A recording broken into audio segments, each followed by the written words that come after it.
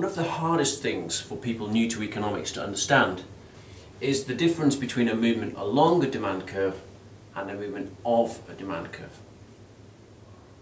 Demand is the quantity of a product that we wish to buy at a particular price.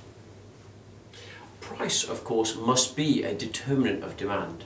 In other words, as the price changes, the quantity that we wish to buy will itself change.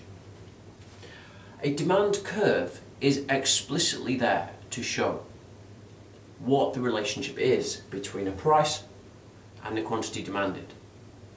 Thus, on my original demand curve here, D1, any price change, for example from price 10 to price 9, will be reflected in a change in demand, but along the curve. We call this an expansion of demand or a contraction if demand falls. Thus, a movement along this demand curve is caused by a change in price. But price is not the only thing which affects the quantity of things we wish to buy.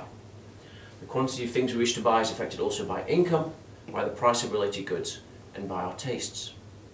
But since a demand curve can only show the relationship between the price of a product and the quantity demanded, if income, price of related goods, or tastes change, we must show these with a new demand curve. In economics, as in any science, to judge the effect of a particular variable, we must leave everything else constant.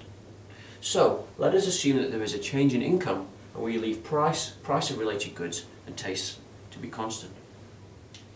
If initially at a price of £10 we consume one product and income rises, then at a price of £10 we will no longer consume one product, but assuming the good is a normal good, we will consume more products.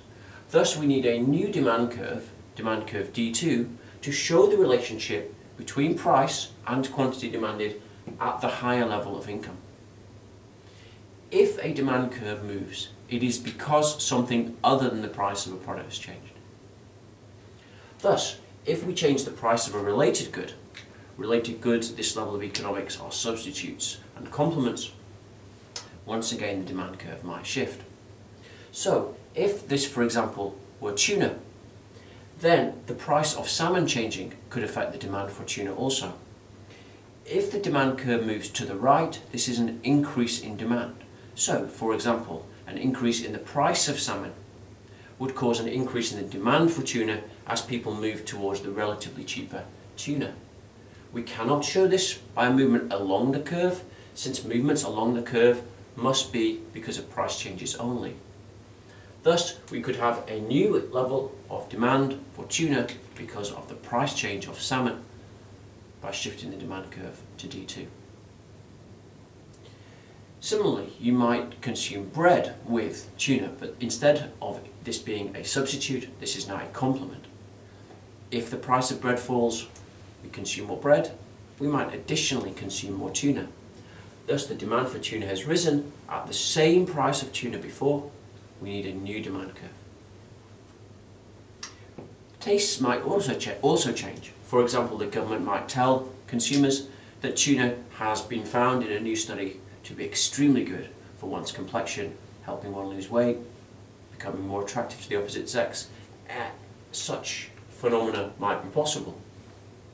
Once again, at every price there is now an increase in the demand for tuna, and we must show this by a movement to the right of the demand curve.